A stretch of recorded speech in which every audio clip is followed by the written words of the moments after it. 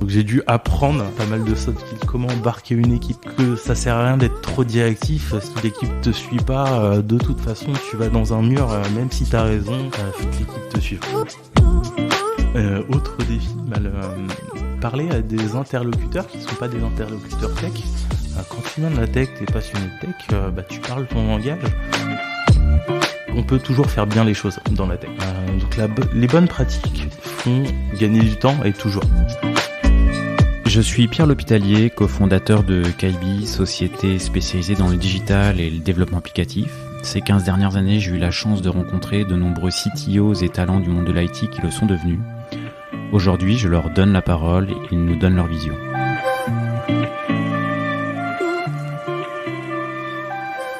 Eh bien, aujourd'hui, je suis en compagnie de Rudy Onfroy, qui est CTO de Capcar. Merci Rudy d'avoir accepté l'invitation. Et merci de m'avoir invité, Pierre. C'est avec plaisir. Est-ce que tu sais pourquoi c'est moi qui t'ai contacté. Est-ce que tu as une petite idée de pourquoi je t'ai contacté pour te proposer une participation? Je pense on s'est rencontrés il y a 1 an et demi, et puis à mon arrivée chez Capcar, et puis on avait commencé à bosser un peu ensemble. Ça doit être lié à ça. Alors effectivement, on se connaissait, donc clairement c'est lié à ça. Mais il y a un truc qui m'a titillé, je me suis dit tiens, j'aimerais bien qu'on en parle.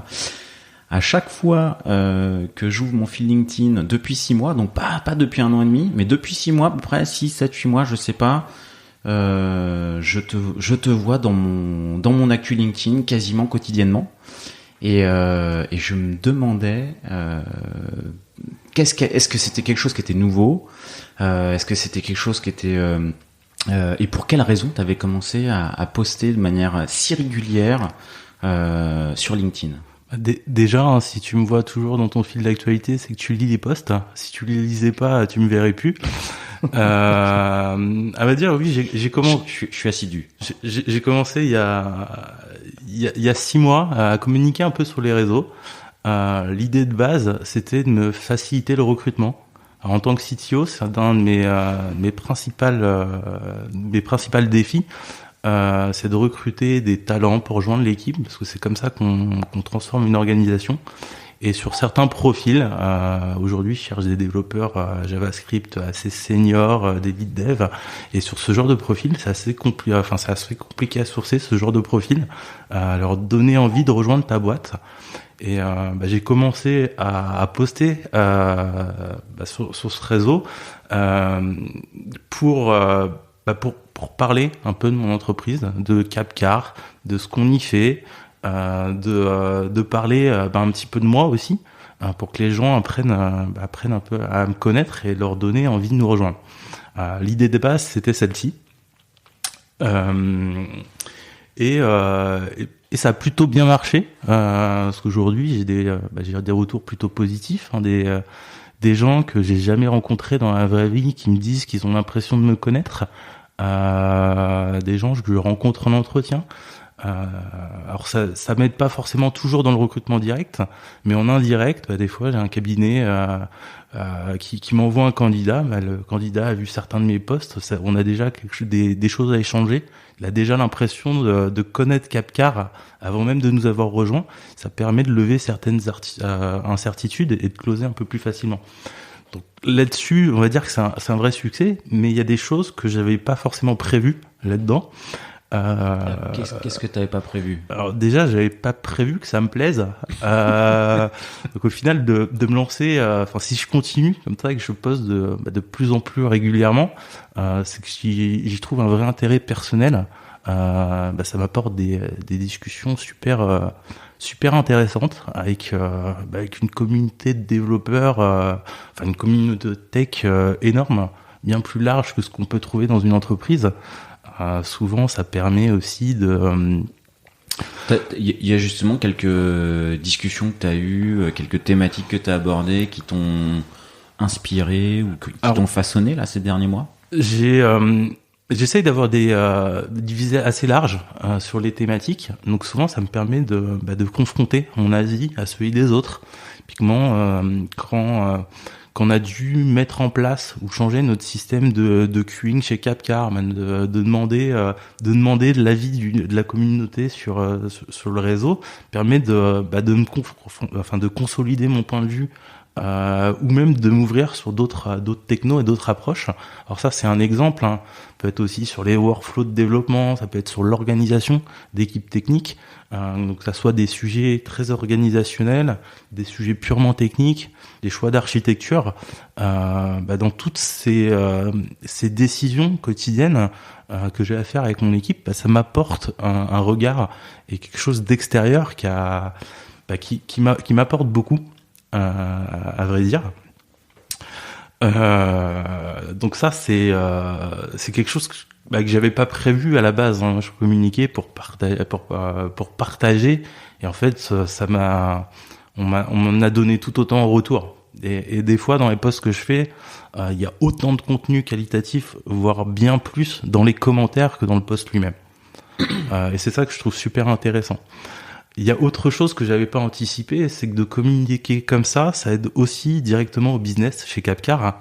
On a certains développeurs. Au business. Ça aide directement exactement le business, parce qu'on a des développeurs, des product owners, des CTO qui achètent ou qui vendent leur voiture via Capcar, parce qu'ils ont connu Capcar et notre modèle et notre super boîte via ma communication sur le réseau. Et ça, c'était pas du tout anticipé, hein. Je l'ai jamais fait pour ça. Dans ma tête, c'était du recrutement. Puis en fait, ça m'a apporté beaucoup de choses à côté. Puis je trouve ça. Je continuerai sûrement encore quelques années. Et puis tu finiras par en avoir un peu marre de me voir tous les matins. Et comment tu fais pour avoir une idée par jour, quoi, parce que tu postes tous les jours, toi, en fait, à peu près. Ouais. Tous les jours, tous les 2 jours. Enfin, ça dépend de l'inspiration, à vrai dire. Je pense que des idées, des idées, on en a tous, hein, tout le temps. J'en ai pas plus que les autres. Je pense que plus on a d'expérience, plus on a vu de choses, plus on en a. Mais au final, on en a tous. Ce qui fait la différence, c'est pas ça, hein, c'est de se les noter quand on les a, de revenir dessus, de les rédiger un petit peu, et puis d'oser les poster, en fait. De s'exposer comme ça en public, on peut voir ça comme un risque au début, et c'est toujours un risque, hein, parce qu'il y a toujours des gens qui sont pas d'accord, certains qui sont d'accord, certains qui peuvent avoir des sentiments négatifs ou très positifs, et de s'exposer, c'est toujours un risque. On n'est plus caché, on n'est plus là tranquillement chez soi, on a exposé un point de vue, et je pense que c'est les 2 principaux freins. T'as déjà eu des commentaires désagréables, du coup? Ouais. J'ai déjà eu des haters, comme certains disent. Alors désagréables, oui, mais pas tant que ça, à vrai dire. Souvent quand ça arrive, je discute un peu avec les gens en privé, et je pense que ça apaise pas mal les choses. L'avantage de ce réseau, c'est que ça reste un réseau professionnel, donc les gens ont peut-être tendance à être plus soft dans le retour. Puis même les désaccords apportent pas mal. C'est ce qui fait grandir, c'est ce qui aide à mieux convaincre, à changer son point de vue aussi parfois. Il y a des thématiques sur lesquelles tu as changé de point de vue grâce à ça? Il y a certains points de vue que j'ai affinés grâce à ça, des petites choses que j'ai apprises, alors que ça peut être des petites choses techniques ou sur l'organisationnel. Il y a quelques mois, je me suis demandé comment mesurer la productivité des équipes techniques. Pourquoi ? Parce que face à certaines situations de scaling d'équipe, d'onboarding, je voulais voir l'impact que ça avait sur l'équipe. Donc le but, c'était pas de fliquer les équipes, hein, mais de voir l'impact de certains choix d'organisation, des choix techniques, de certains défis qu'on peut avoir au quotidien, quel impact ça avait sur l'équipe. Question assez existentielle, hein, pour un CTO. Qu'est-ce que j'allais mesurer? Est-ce que j'allais mesurer des commits, des lignes de code, des points de vélocité? Je me posais cette question, et puis au final, à travers des discussions sur le réseau, j'ai découvert un bouquin, Accelerate, qui apporte pas mal de KPI et de métriques un peu plus intéressantes pour mesurer tout ça et s'assurer que s'assurer que l'équipe avance bien, le suivre dans le temps et en préservant la qualité dans tout ça. C'est quoi les métriques que tu as choisies? Alors il y en a une qui est plutôt intéressante, c'est de mesurer le lead time, le temps entre le moment où on a une idée de feature dans un sprint et le moment où elle est réellement en production. Donc c'est vraiment le but, c'est d'accélérer le rythme de delivery et pas juste compter des choses qui se retrouvent pas forcément en prod. La deuxième chose importante à mesurer, c'est le nombre d'anomalies qui se retrouvent en prod.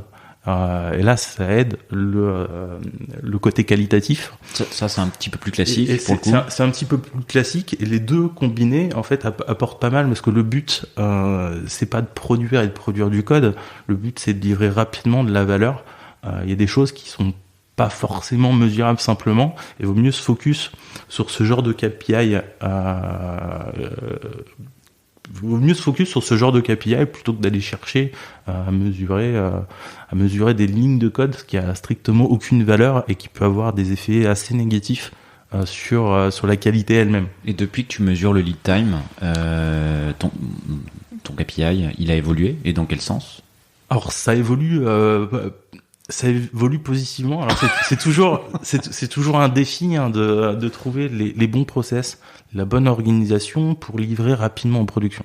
Donc c'est un travail qui est pas juste le travail du CTO ou des devs, c'est un travail de toute une organisation pour être vraiment agile, du besoin business au travail côté produit, côté dev, c'est un enjeu côté test, c'est un enjeu global pour faire en sorte que qu'on puisse itérer, sortir des petits lots, des petits incréments de valeur rapidement et en continu. Alors c'est pas faisable simplement sur tous les projets. Aujourd'hui, chez Capcar, on a un projet de refonte de notre application mobile à destination de nos inspecteurs. Vos inspecteurs. Alors, on a une équipe d'inspecteurs automobiles qu'on envoie chez le terrain, et c'est la vraie force de Capcar, c'est qu'on est capable de. Tu peux peut-être faire un petit mot sur Capcar, expliquer un peu. Je peux introduire. Alors, Capcar, notre promesse, c'est d'apporter le service d'un concessionnaire, mais les prix de la vente à particulier. C'est bien pitché. Donc c'est en mode simple, c'est ça. Du coup, on a une marge très faible par rapport à un concessionnaire et on doit apporter tout le service. Donc, on doit faire en sorte qu'un acheteur de voiture, il ait toutes les informations nécessaires sur le véhicule, que son véhicule, il sache le moindre défaut qu'il y a dessus, la moindre rayure, qu'il ait l'historique de tous les entretiens qui ont été faits, que la garantie que cette voiture a été inspectée par un professionnel, d'avoir une garantie. Et le vendeur de voiture, lui, son intérêt, c'est de la vendre au meilleur prix, sans avoir à se tracasser, à gérer des dizaines et des dizaines d'appels non quali, le risque de se faire arnaquer. Donc nous on gère tout ça. Ça c'est le principal frein, j'imagine, du business côté vente d'occasion, c'est les particuliers qu'il faut convaincre de pas se faire arnaquer, soit dans un sens soit dans l'autre. Exactement. Dans la vente à particulier, le risque est là, c'est le risque d'arnaque. Tu peux mettre une annonce sur Le Bon Coin et puis vendre ta voiture et puis jamais te payer et puis ta voiture tu la revois plus jamais. Nous on fait en sorte que ça t'arrive pas, sans te massacrer ton prix. Si tu vas chez un concessionnaire aujourd'hui, on te fait moins 30% sur le prix, on te la reprend direct, mais derrière, t'as perdu quand même 30%. Que tu sois acheteur ou vendeur, de toute façon, chez un concessionnaire, tu te fais massacrer. Parce qu'ils sont pas forcément le volume, parce qu'il y a des frais qu'ils ont que nous, on n'a pas forcément. Nous, on est juste un intermédiaire de confiance, on apporte le service, mais on n'achète pas les voitures. On t'aide juste à la vendre dans de meilleures conditions. Et pour faire ça, c'est un véritable défi technique, hein, parce qu'on a besoin d'une plateforme technique robuste, d'optimiser nos parcours, pour faire en sorte que le coût humain qui est nécessaire, hein, sur certains postes pour garantir tout ça soit le plus limité possible, afin qu'on atteigne la rentabilité. Donc ça a été un de nos défis, de ces derniers mois. On avait un business model qui était là. Le but, c'était de l'affiner au maximum pour atteindre la rentabilité. Toi, ça a été un de tes enjeux quand t'es arrivé, du coup. Ça a été exactement. Ça a été l'enjeu. Alors, pas que mon enjeu, hein, mais ça a été l'enjeu de Capcar d'automatiser un maximum. De ces cette dernière année et demie qui s'est écoulée. Alors pas d'automatiser, parce que l'automatisation c'est un process qui est déjà existant, et puis on peut automatiser l'envoi d'un mail, on peut automatiser certaines choses comme ça. Là c'est plus la création des bons parcours, la récupération des bonnes informations. Donc c'est pas automatique, il y a quand même quelqu'un qui est acteur de tout ça, mais de rendre un client autonome avec des parcours pour prendre son rendez-vous, pour donner en autonomie un maximum d'informations sur son véhicule, lui donner un prix de manière automatisée. Tout ça, de le gérer avec un outil digital plutôt que de le gérer au téléphone avec nos équipes de conseillers, en fait c'est un gain, c'est ce qui nous permet d'être rentable aujourd'hui. L'outil, d'être rentable et en plus de proposer une meilleure expérience. Parce que quelqu'un qui vend sa voiture, il n'a pas envie de passer des heures et des heures au téléphone. C'est justement notre promesse, c'est de lui éviter ça. Et pour lui éviter ça, il nous faut les bons outils digitaux pour le rendre autonome dans la vente de son véhicule, en ayant le meilleur, en ayant tout ce qui, en ayant la meilleure expérience possible et le meilleur service possible. Donc on enlève l'humain pour le remplacer par du digital, vraiment pour améliorer son expérience.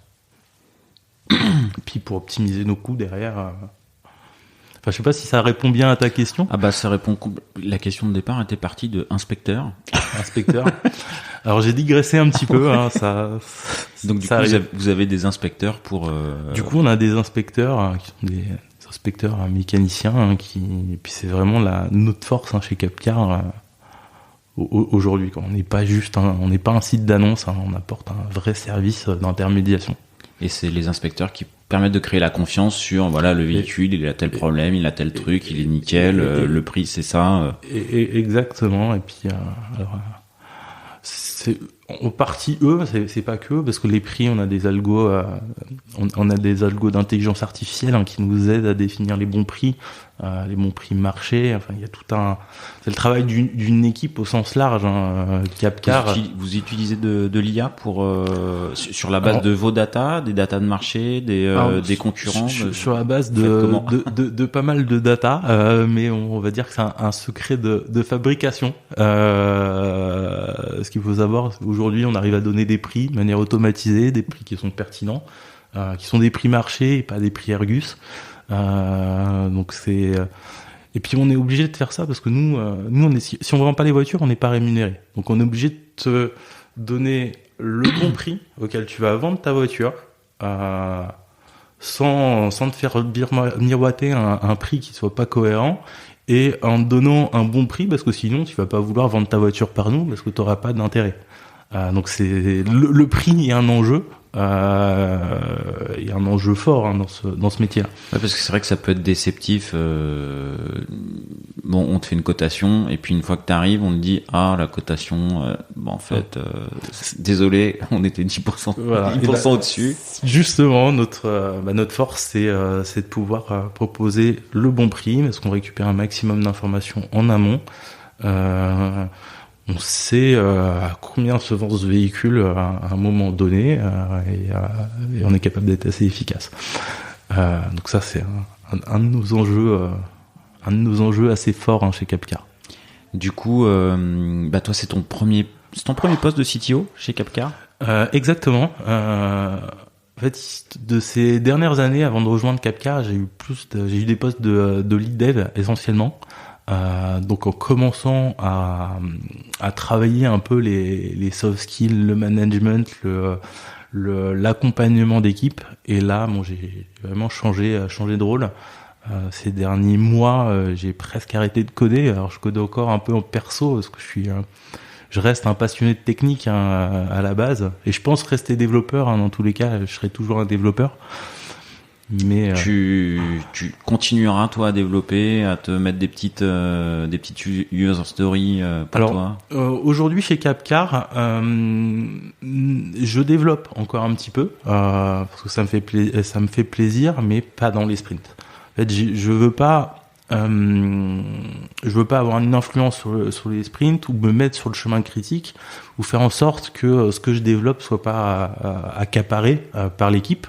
Donc j'évite ce genre de choses. J'ai des petites actions ponctuelles. De temps en temps, je fais un petit audit fixe quand je suis le seul ou j'ai un petit projet parallèle pour faire avancer les choses, mais je le limite au maximum. Mon rôle est plus celui-là aujourd'hui. Je préfère faire en sorte que l'équipe monte en compétence, que l'équipe soit un maximum autonome, puisse être en capacité de délivrer bien. Et pour ça, je suis obligé de sacrifier un peu ma passion pour le code au boulot. Heureusement, je m'éclate sur d'autres sujets. Et puis ça m'empêche pas de développer encore un peu en perso, de faire quelques POC, creuser un peu une techno et puis de retomber dedans quand ça me manque un peu trop. Et du coup, ce premier post, il y a un storytelling sur le fait de comment tu y as accédé, comment tu y as postulé ou comment on est venu te chercher pour. Alors, ça s'est fait un peu naturellement à l'époque chez Capcar. J'ai cherché un lead dev. J'avais envie de voir autre chose, à vrai dire, et le CTO de l'époque, qui était un des cofondateurs, m'a fait confiance, m'a fait rentrer. Premier mois, je suis rentré en tant que VP Engineering, puis j'ai évolué. Il m'a laissé la main assez rapidement sur le rôle de CTO.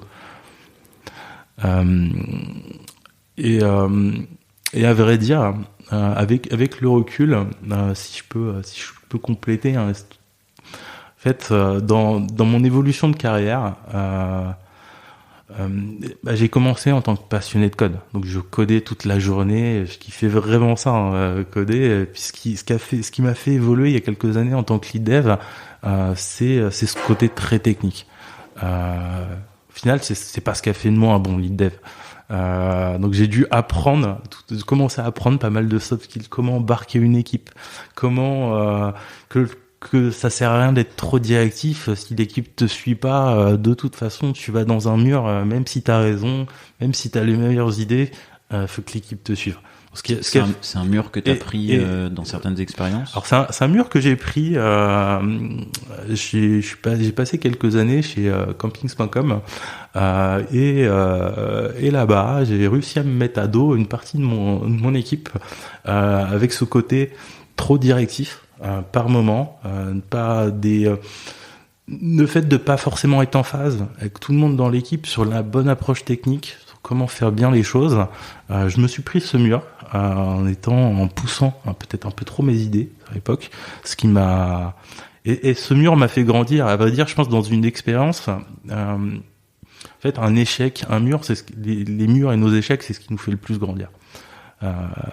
On en tire beaucoup de leçons.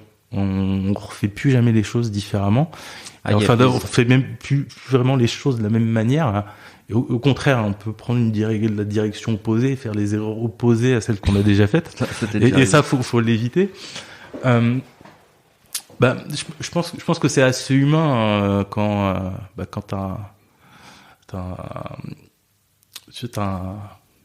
je suis pas pour l'image, mais t'as un bambou qui est plié dans un sens. Toi, tu veux le remettre droit. Bon, en fait, tu le plies dans l'autre sens. Et derrière, tu fais l'erreur opposée et trouver le bon juste milieu. C'est toujours un défi. Et puis, je pense qu'on l'acquiert avec le temps. Mais c'est un peu la même chose sur le côté technique. Et toi, t'as fait cette erreur sur la partie côté directif. T'as été trop consensuel après. Alors. Non, là-dessus, non, c'est quelque chose que j'essaye de garder en tête tout le temps et de dire faut être consensuel, faut embarquer l'équipe, faut éviter d'être trop directif. Des fois, il faut l'être un peu, il faut le mesurer, surtout aujourd'hui sur un poste de CTO, on peut pas toujours être consensuel. Des fois, on a des choix qu'il faut faire passer. C'est comme ça. Faut que ça arrive le moins possible. Être en laissant un maximum d'autonomie, en étant plus consensuel au quotidien, le jour où ça arrive, c'est pas un problème parce que c'est accepté. Si tu l'es tout le temps. Directif. Le problème c'est qu'on finit par plus t'écouter et puis t'as plus de dettes dans ta boîte. On va dire au bout d'un moment ça marche plus. Toi, ça avait été l'effet collatéral chez camping.com. T'as vu des démissions, t'as vu des. Ça s'est traduit comme ça. Oui, voilà. Il y a eu des gens qui sont partis de l'équipe ou qui voulaient plus vraiment bosser avec moi parce que je les embarquais pas. Alors ils avaient l'impression que j'étais la locomotive devant et puis que c'était juste des wagons et puis que c'était un peu marche ou crève. Alors ce qui était pas ce que je voulais non plus. Moi, la seule chose que j'avais en tête, c'est le succès du projet, de l'entreprise. Et mais pour ça, faut pas oublier que l'humain est ultra important. Et ce qui fait que le succès d'une boîte, c'est ses employés. C'est les gens qui bossent avec toi. Faut que tout le monde aille dans la même direction. Faut que tout le monde soit embarqué parce que toi, tes heures à toi sont limitées. Tu peux pas tout faire. T'as besoin. On a besoin les uns des autres dans une boîte. Alors que ça soit sur un poste de lead dev, c'est ultra important. Mais sur de l'évolution, sur un poste de CTO, ça l'est encore plus. Aujourd'hui, je peux plus coder directement, donc j'ai besoin que les devs code bien, avance bien, mette en place des bonnes pratiques, trouve la bonne organisation pour bien avancer. Et du coup, niveau bonne pratique, c'est quelque chose que tu pousses, que tu mesures, qui est important pour toi? C'est quelque chose qui est très important pour moi parce que je pense que en fait, on peut toujours faire bien les choses dans la tech. Donc les bonnes pratiques font gagner du temps et toujours mettre en place, d'avoir une vraie approche craft, de faire du TDD, de trouver des bonnes architectures pour avoir un système qui soit souple, qui puisse évoluer dans le temps. À court terme, ça peut paraître un peu plus long parce qu'il y a peut-être un peu plus de réflexion, il y a besoin de peut-être un peu plus de compétences et de connaissances à la base. Sur le moyen long terme, en fait c'est toujours ça qui permet à une boîte d'être vraiment agile, d'être souple et pas seulement dans l'organisation des sprints en disant on est agile, on fait du scrum, mais aussi que le code soit agile, le code soit souple, soit moderne, puisse évoluer. Et les bonnes pratiques, pour moi, elles aident à ça. Elles aident à rendre ton système simple à comprendre, simple à évoluer, et à faire en sorte qu'il réponde le plus efficacement aux enjeux business de maintenant, mais à ceux que tu connais pas encore et qui vont arriver dans le futur. Et c'est ultra important du coup. Donc pour toi, bonne pratique, c'est conception pour de la modularité ou c'est plutôt consacrer du temps à la technique de manière quotidienne? Alors j'ai pas bien. Il y a le côté, tu parlais de code agile, oui, pour que ton code soit évolutif en gros. Est-ce que toi tu places la bonne pratique plutôt au niveau de la conception pour rendre les choses modulaires dès le départ? Ou est-ce que tu as plutôt une approche de gérer la dette technique au quotidien et embarquer des chantiers techniques? Les deux sont importants. En fait, faire bien les choses dès le départ, ça fait gagner beaucoup de temps. Par contre, les systèmes évoluent. Les systèmes sont pas forcément tous bien conçus dès le début. Il faut vivre avec ses legacy, parce que le legacy, c'est ce qu'apporte le business à un moment donné. Il faut les transformer. Des fois, on a mis en place un système d'information qui a été mis en place par 2-3 devs à une époque. L'équipe grossit et dans le temps, c'est peut-être plus le système qu'il faut préserver et celui qui va permettre à l'équipe de scaler et de continuer d'avoir une bonne vélocité. Donc un système, ça doit se transformer en continu. Donc dès le début, faut essayer de faire les choses le mieux possible. Et c'est quelque chose qu'il faut continuer dans le temps. Dans ma vision des choses, il n'y a plus les phases de build et de run, c'est fini. Fini de se dire on conçoit bien au début et puis après on maintient dans le temps. un système d'information, un projet, ça évolue constamment, ça change, le métier évolue, le système doit pouvoir évoluer avec. Et on doit vivre avec le legacy et le transformer pour qu'il n'en soit plus un. Donc aujourd'hui, t'as une part du temps qui est consacrée au refacto permanent. Alors, en fait, tout est lié, parce que de faire une refacto, d'avancer sur une nouvelle feature ou autre, on priorise en fonction de l'impact business. Donc s'il faut refactoriser parce que ça nous permet de mieux avancer, d'avancer plus vite, c'est ce qu'il faut faire à un moment donné. Donc la priorisation est la même. Donc je mets pas d'un côté le clean de la dette technique et de l'autre côté de la feature qui apporte une valeur business. Les deux en apportent. Et c'est ça qu'il faut savoir montrer et démontrer. C'est que faut faire une refacto technique pour faire une refacto technique, ça n'a aucun intérêt. Faire une refacto technique pour mieux avancer sur le business, parce qu'il y a un vrai enjeu, il faut y aller, et c'est ultra important. Faut pas rentrer dans des délires technico-techniques en voulant le code parfait, le code joli, le code ce qui arrive rarement. D'ailleurs, on a un peu trop tendance à aborder des questions de goût, de couleur dans la tech, alors que ça a aucun sens. Le seul truc qui compte, c'est de répondre au mieux au business maintenant, demain et dans 10 ans, quoi. Ok. Je rebondis sur quelque chose que tu as dit tout à l'heure. Les murs, c'est ce qui nous fait le plus avancer. T'as évoqué une des difficultés.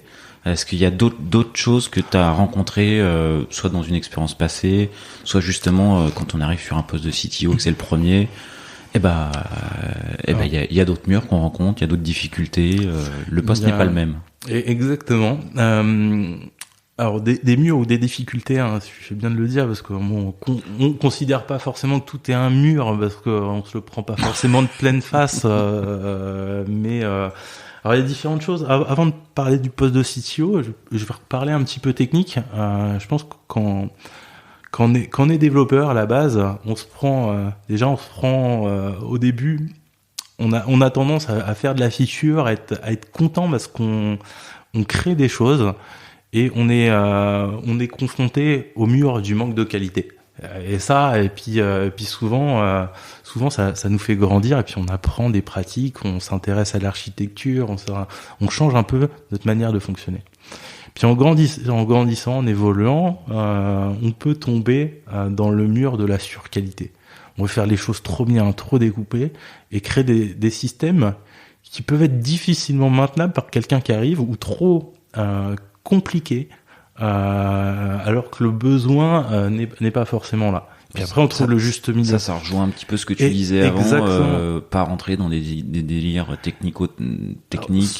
Sur le délire technico-technique, et puis sur le coup du bambou, quoi, quand on a plié d'un côté, qui est plié d'un côté, qu'on veut plier de l'autre, et puis au final, on finit par trouver l'équilibre entre les deux. Une autre difficulté, un autre mur, c'est qu'en évoluant, moi, et je pense comme beaucoup de profils tech, on n'a jamais été formé au management. Donc manager des équipes, c'est c'est vraiment un autre métier. De savoir gérer l'humain, les petites astuces, qu'est-ce qu'il faut savoir pour le faire. C'est pas si simple. D'apprendre que au final le management, c'est s'adapter à la personne qu'on a en face de toi, et que t'as pas de méthode générique que tu peux appliquer à tout le monde, que le fait de mieux te comprendre toi t'aide à mieux comprendre les autres et à mieux travailler avec les autres. Donc ça, c'est des choses que j'ai dû apprendre ces dernières années, au fur et à mesure. Autre défi, en tant que CTO, c'est parler à des interlocuteurs qui sont pas des interlocuteurs tech. Quand tu viens de la tech, t'es passionné de tech, tu parles ton langage, t'as tes codes et t'as tes choses, et il faut pouvoir faire le lien et créer l'alignement entre des défis business, métier, que tu dois bien comprendre, et puis tes enjeux techniques, et trouver le bon juste milieu entre tout ça. Ça, c'est un vrai défi. Alors, je suis pas sûr de l'avoir craqué totalement. Je pense que c'est quelque chose que je vais devoir travailler sur le long terme, pour être vraiment, parce qu'aujourd'hui, je reste encore tout récent sur ce poste de CTO de un an. Ça va faire 2 ans bientôt. Il y a des CTO, ça fait 20 ans qu'ils font ça, qui ont eu plein d'organisations, qui ont des équipes de 500 personnes. Aujourd'hui, c'est pas mon cas, quoi. Et j'ai encore beaucoup de choses à apprendre et beaucoup de murs à me prendre, je pense. Les équipes Capcar aujourd'hui que tu manages?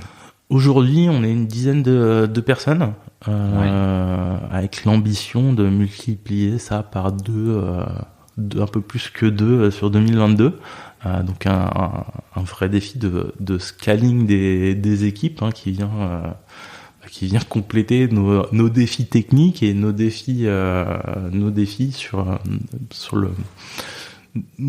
en tant qu'entreprise en plus. Problématique du scale, quand on s'était rencontrés, c'était justement il y a 1 an et demi, parce que il y avait une première problématique de scale à l'époque chez Capcar. Exactement. Alors chez Capcar, tu veux, il y a 1 an et demi, on a déjà essayé de scaler l'équipe. On avait déjà essayé de faire un x2 sur l'équipe. En faisant le x2, on s'attendait tous. Moi, le premier, est-ce que la productivité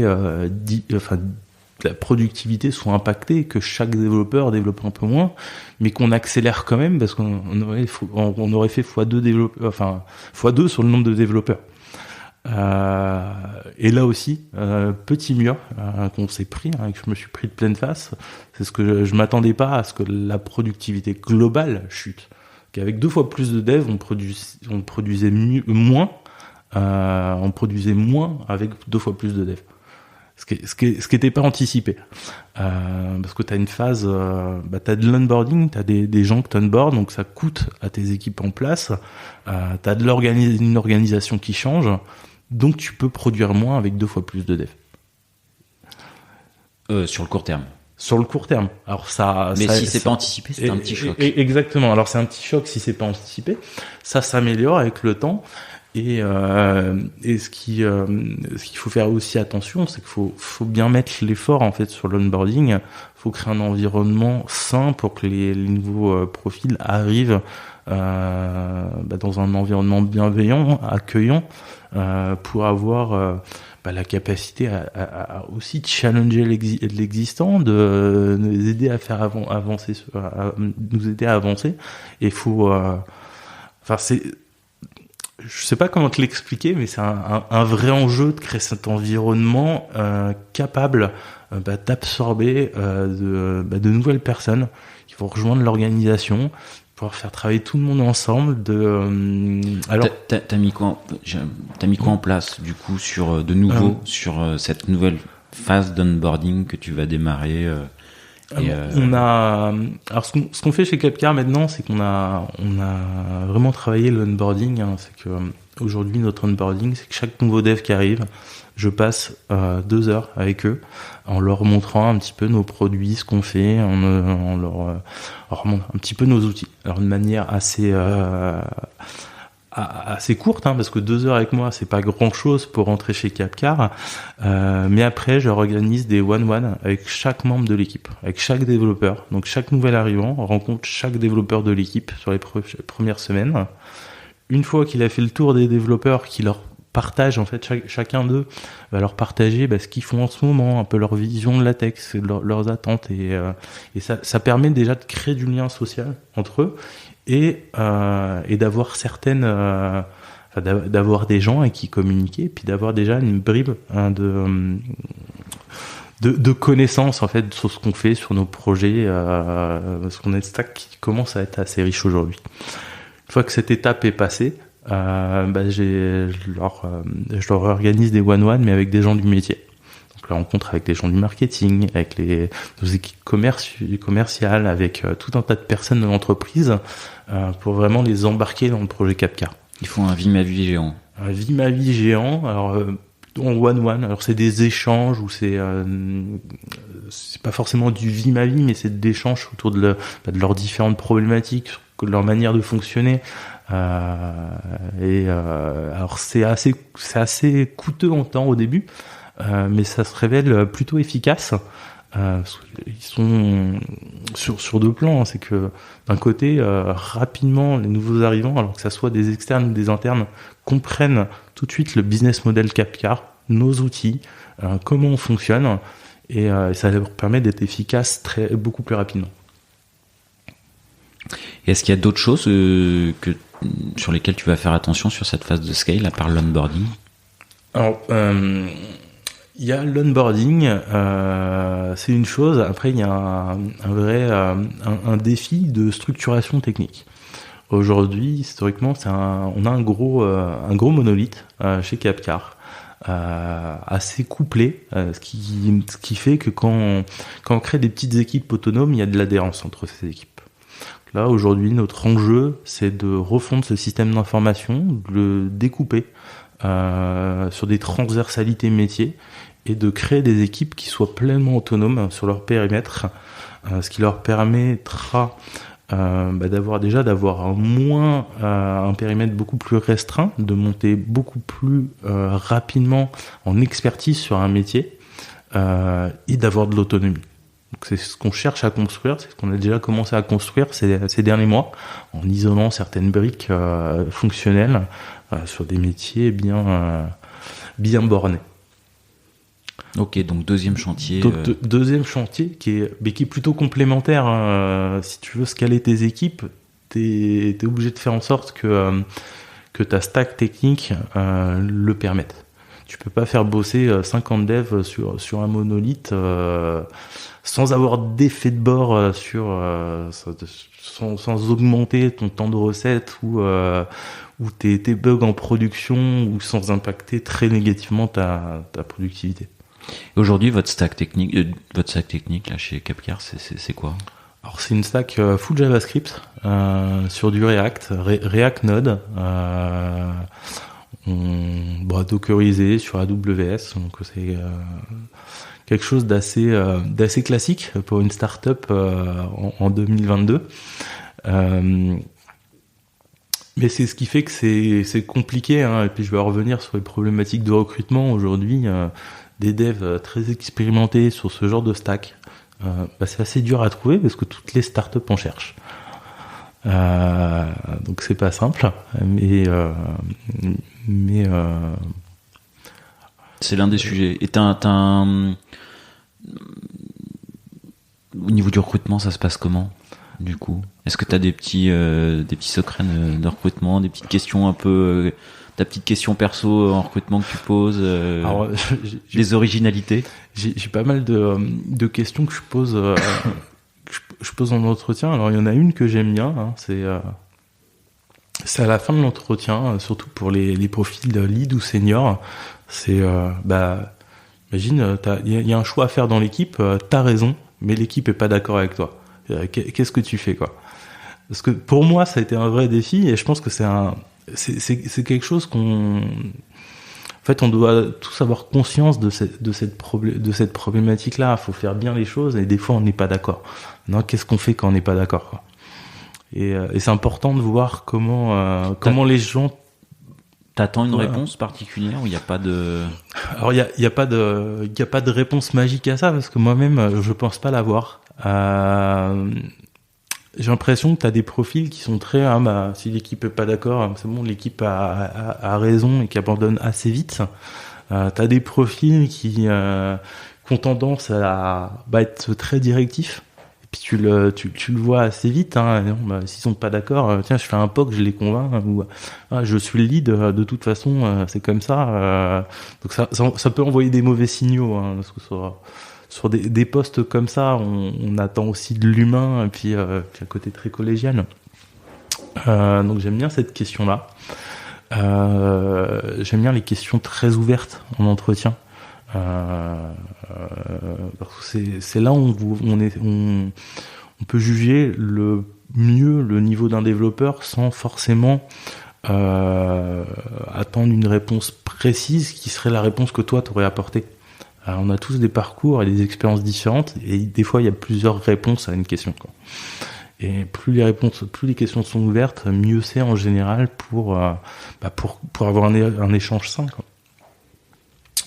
Mais c'est qu'une partie de ces. Et sur le process, du coup, tu fonctionnes comment? Alors sur le process, c'est assez simple. En général, je fais un premier call de qualif, où j'échange un peu, je présente un peu Capcar, le projet, ce qu'on fait. J'essaye de cerner les attentes du candidat. C'est toi le premier call. Alors, pour le coup, c'est plutôt atypique. Oui. Alors pourquoi je préfère faire ce premier call? Alors peut-être que ça durera pas dans la durée. À vrai dire. Quand on veut recruter un talent et qu'on n'en a pas beaucoup sur le marché, il faut mettre toutes les chances de notre côté.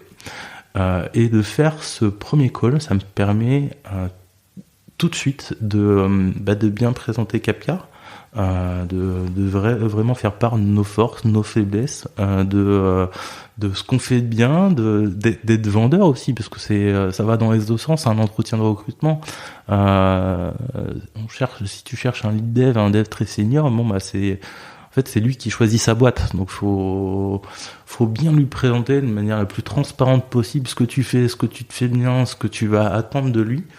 Et ce premier call permet déjà de cerner si on avance ou pas. Et puis une demi-heure, c'est jamais une demi-heure de perdu. Et après, on a un entretien technique qui, lui, est beaucoup plus long. Il va durer peut-être 1h30, 2 heures, parce que des fois, on est bavard sur ce genre d'entretien quand on est passionné. Que je découpe en 2 parties en général. On a du peer programming qu'on va faire en ligne avec le candidat. Donc en live, on va le voir comment il code, sa manière d'aborder un problème technique. Donc de manière assez courte, normalement c'est plié en un quart d'heure, pour les meilleurs en 10 minutes, pour les moins bons ou les plus stressés 20-30 minutes. Et la deuxième partie, c'est vraiment des questions assez théoriques et assez larges pour essayer de couvrir tout le spectre de ce qu'un développeur peut maîtriser.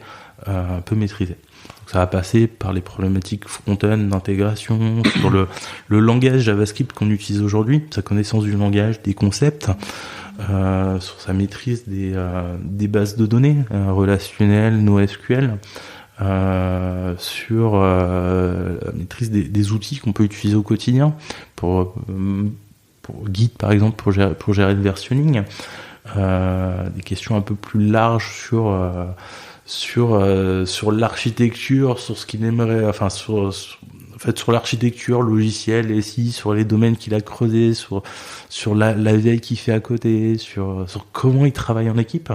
Donc le but, c'est vraiment d'avoir une discussion, même si c'est un petit peu orienté sur ces différents sujets, pour essayer de positionner la personne et savoir si on est capable de travailler avec elle. Et aussi de la convaincre que oui, chez Capcar, on fait les choses bien, nous aussi on est compétents, et rejoins-nous et puis on bossera très bien ensemble. C'est aussi le message qu'on veut faire passer avec un entretien aussi large, quoi. Bon du coup, s'il y a des candidats qui écoutent, ils ont quelques clés. Exactement, et puis ils peuvent me contacter sur les réseaux. Je pense que je suis assez visible en ce moment. C'est assez visible, effectivement. Est-ce que il y a quelque chose sur lequel je voulais revenir, parce que quand toi t'es arrivé chez Capcar, c'était début de confinement ou juste avant le confinement. Tu m'as parlé d'une phase de scale et de l'onboarding. Donc toi t'as vécu justement les difficultés d'un changement de culture, du Covid, une arrivée un peu spéciale, quoi. Exactement. Alors moi je suis arrivé chez Capcar, j'ai fait 2 semaines en full présentiel. Et puis j'ai embrayé sur 3 mois de full remote, premier confinement, et puis ça a fait que ce qui nous a obligés à changer un petit peu à changer carrément la culture chez Capcar. Aujourd'hui, on s'est ouvert totalement au recrutement en full remote pour les profils qui souhaitent ça. On est assez souple sur le télétravail. On a des gens qui aiment bien être là tous les jours, on en a qui préfèrent travailler à distance. Donc ça a pas mal changé ce modèle d'organisation. Et ça nous a obligés aussi à mettre en place des process et des outils pour mieux collaborer ensemble. Aujourd'hui, on passe beaucoup de choses à l'écrit. On utilise Notion, mais on passe pas mal de choses à l'écrit pour communiquer. On utilise aussi beaucoup le format vidéo. On s'enregistre des petites vidéos, on se les partage, ce qui permet, en plus du distanciel, de travailler en asynchrone. Vous enregistrez des vidéos de quoi? De quoi? Non, des vidéos. Alors les vidéos, ça peut être sur. On a développé une petite feature. Tiens, regarde ce que j'ai développé. Tiens, on voit ça au PM. On discute dessus en asynchrone. Ça peut être, dès qu'on va. On a un management basé sur les OKR, donc nos OKR, on les enregistre, on les partage, et ce qui permet d'avoir un support vidéo, de pouvoir s'y référer assez souvent. Il y a un bug en production, ok, je t'enregistre une petite vidéo, voilà le bug, voilà comment on le reproduit. Ce qui permet de vraiment fluidifier les échanges et de pouvoir et de pas avoir besoin d'être là dans toutes les réunions. T'es pas là, soit t'as un support écrit, soit t'as un support vidéo, et au final t'as t'as rien perdu comme information. Et ça existait pas il y a 2 ans. Il y a 2 ans, on avait déjà certains outils, mais on était quand tout le monde est sur place tout le temps, et puis t'as ton voisin qui est juste à côté, tu lui tapes sur l'épaule, tu le déranges 5 minutes, et puis le problème est réglé. Quand t'es dans un confinement, que certains de tes développeurs ont des enfants, et puis décalent vraiment leurs horaires, sont un peu moins dispo la journée, mais travaillent la nuit,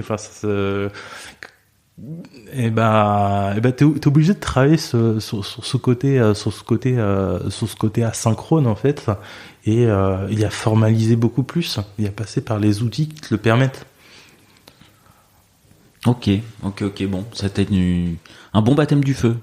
Alors un bon baptême du feu sur pas mal de plans, et puis on peut dire aujourd'hui que ça tourne bien, quoi. Que c'est. Moi, j'ai une petite question par rapport.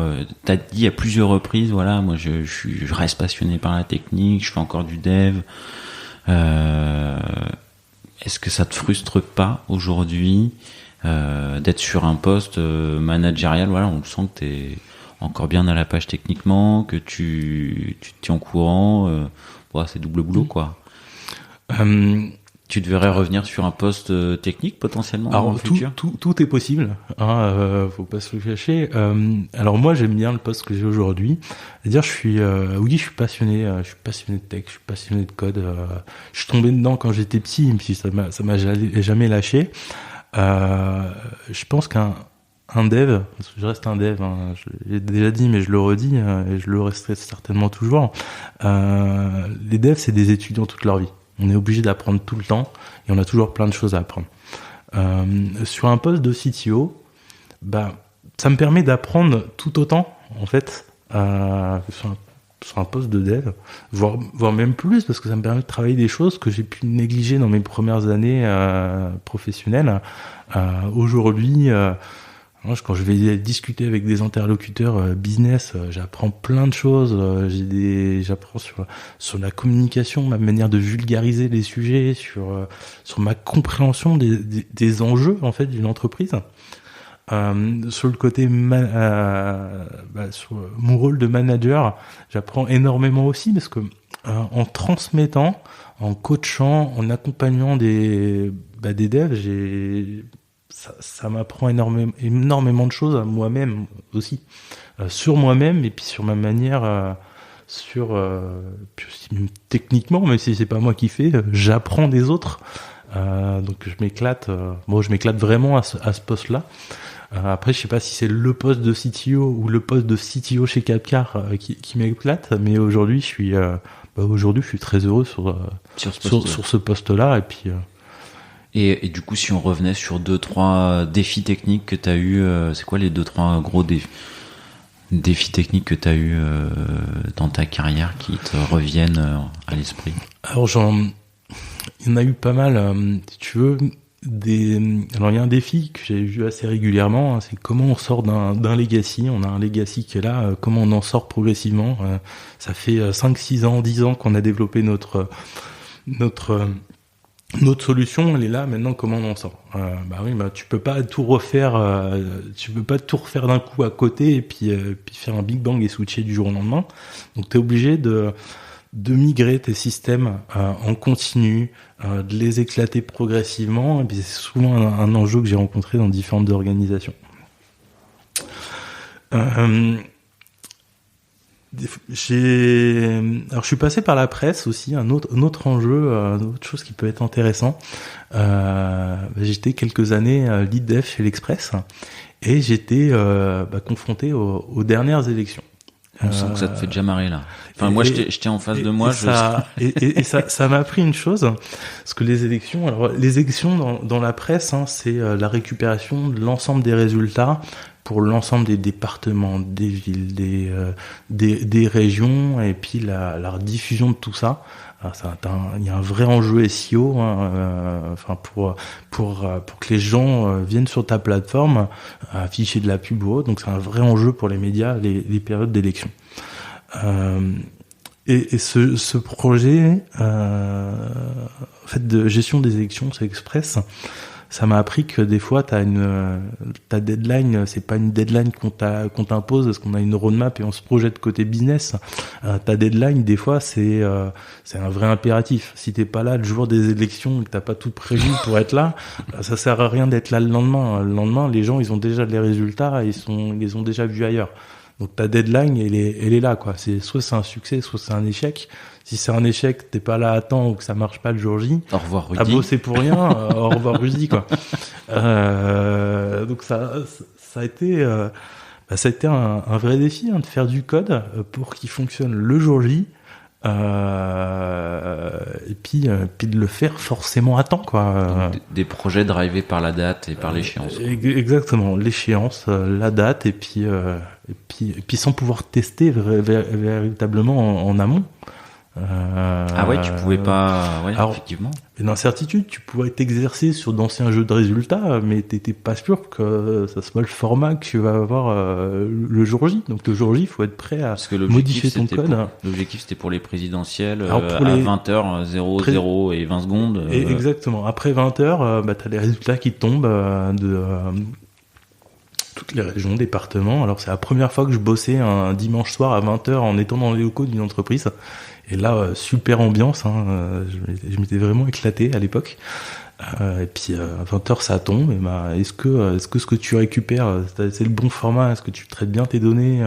Est-ce que tu arrives bien à les diffuser à la fois sur ton site et à envoyer les bons push notifications, les bons mails pour ton audience? Pas un grand défi technique, mais une petite pointe de stress pour que ça fonctionne bien, quoi. Et t'as d'autres souvenirs comme ça dans ta carrière de projets ou de moments où t'as eu chaud sous les bras? Alors, t'as toujours les grosses maps. Tu vois, t'as ressorti une brique fonctionnelle, t'as un nouveau. T'as un système que t'as redéveloppé qui doit s'interfacer avec ton legacy. Le jour où tu le mets en prod, ça bug. T'as un truc que t'as pas prévu, t'as bien testé et puis ça marche pas, quoi. Donc ça, c'est des pointes de stress qu'on peut avoir de manière un peu récurrente. Alors faut apprendre à garder la tête froide face à ça. Je pense que ça arrive assez régulièrement. On a beau mettre toute l'énergie qu'on veut, faut être prêt à éteindre le feu au dernier moment, être en capacité de le rollback s'il faut, de corriger à chaud. Alors j'ai en prod. En prod, alors corriger en prod, ça dépend, parce que dans les organisations modernes, en général, on a des systèmes d'intégration et de déploiement continu. Donc tu te connectes plus à une machine pour corriger un bout de code, tu corriges en local, tu testes rapidement, boum, ça va en prod. Donc prod ou pas prod, en fait, ça revient au même. C'est assez linéaire comme fonctionnement dans la plupart des entreprises. Mais fut un temps, c'était pas comme ça. Alors quand j'ai commencé à coder, alors j'ai commencé à coder dans les années 2000, hein, en étant gamin, donc c'était des bouts de code PHP créés sur Notepad que tu déployais sur un FTP, tu vois, c'était tout de suite en prod. J'avais pas forcément d'environnement pour ça. Enfin, oui, mais bon, je suis rapidement sorti de ça. J'ai eu la chance de connaître la plupart des organisations avec des pipelines d'intégration continue qu'on a mis en place assez rapidement. Et en fait, c'est nécessaire, hein, aujourd'hui, hein, parce que c'est ce qui nous permet d'améliorer notre rythme de delivery, de le faire dans de meilleures conditions, d'être en capacité de rollback facilement. C'est un vrai enjeu, hein, non. Un des enjeux à venir c'est déjà en cours chez Capcar, du coup. Alors, j'imagine. Plusieurs enjeux, hein, chez Capcar, hein, le recrutement, x2 sur les équipes, ouais. La transformation de la stat technique, hein, on veut la reconstruire. Alors ça va sûrement durer au moins 2-3 ans, parce qu'on va le faire par opportunisme, morceau par morceau, pour vraiment scoper nos 3 teams sur nos transversalités métiers différents. Ça, c'est 2 enjeux principaux. Alors si je le reprends dans l'ordre, hein, le premier enjeu, hein, c'est faire une équipe d'Avengers, des gens, une équipe de personnes compétentes, autonomes, capables de travailler bien ensemble, d'exploiter les forces des uns et des autres. Transformer notre système d'information pour être en capacité d'être plus souple, plus agile, de mieux répondre aux évolutions des métiers.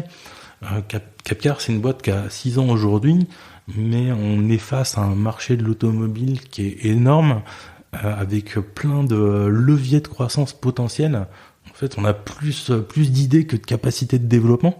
Donc aujourd'hui, il faut que notre système puisse aller dans toutes les directions si on le veut, parce qu'on ne sait pas où on ira dans l'avenir. On sait qu'on a un modèle qui est là, qui commence à être stable, mais on sait qu'il y a encore plein de choses qu'on peut faire pour aller où on voudrait être dans quelques années. Donc il y a un vrai défi pour rendre ce système souple et moderne, quoi. Bon, pas mal d'enjeux. Du coup, on se reverra peut-être dans quelques années pour en faire le bilan. Bien sûr. Peut-être avant j'ai quelques questions, tu sais, rituelles sur la fin. Est-ce que tu as un surnom professionnel ou personnel? Alors, moi, j'ai l'avantage d'avoir un prénom assez court pour pas avoir besoin de surnom. Chez Capcar, j'ai un trigramme, par contre. On a une culture du trigramme. Alors, je suis pas un grand fan, hein, mais mon trigramme, c'est Ron. Alors, des fois, on m'appelle comme ça. Moi, en général, je réponds par le prénom de la personne pour faire comprendre que bon, je suis pas un grand fan. Tu rajoutes ok, t'as 3 lettres, t'en rajoutes une, tu dis Rudy et c'est très bien, quoi. C'est rapide à dire.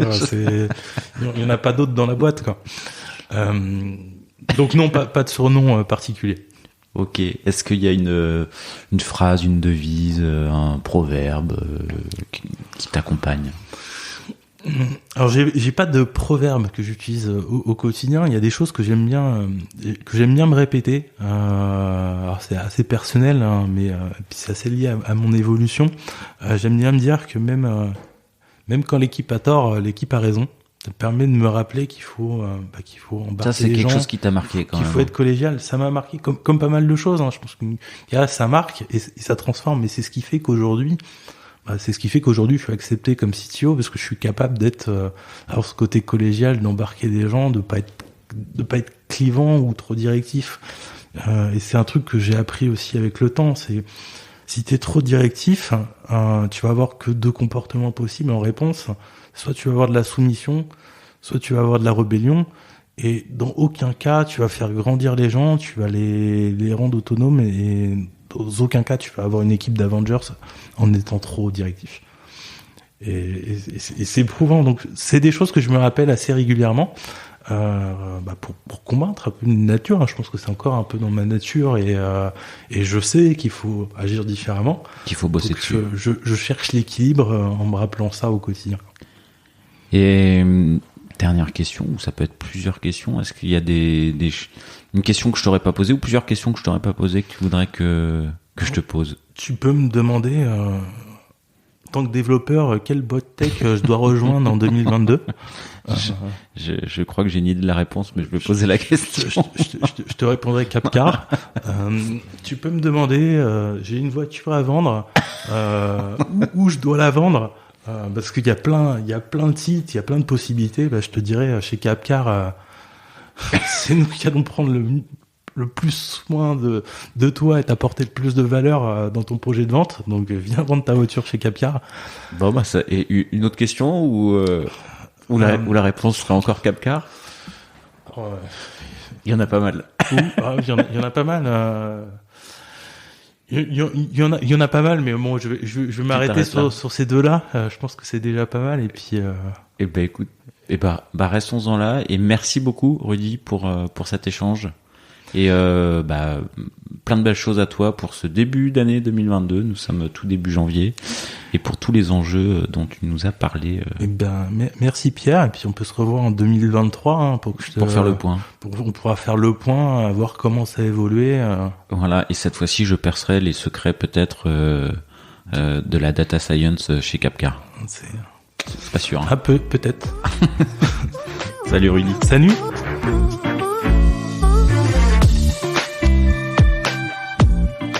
L'épisode est terminé, j'espère qu'il vous a plu, et si c'est le cas, c'est le moment de prendre 2 ou 3 secondes de plus pour 2 ou 3 clics. Un petit clic pour un pouce bleu, ou un petit clic pour un partage aux copains, ou un petit clic pour vous abonner et ne pas rater le prochain épisode. À très bientôt.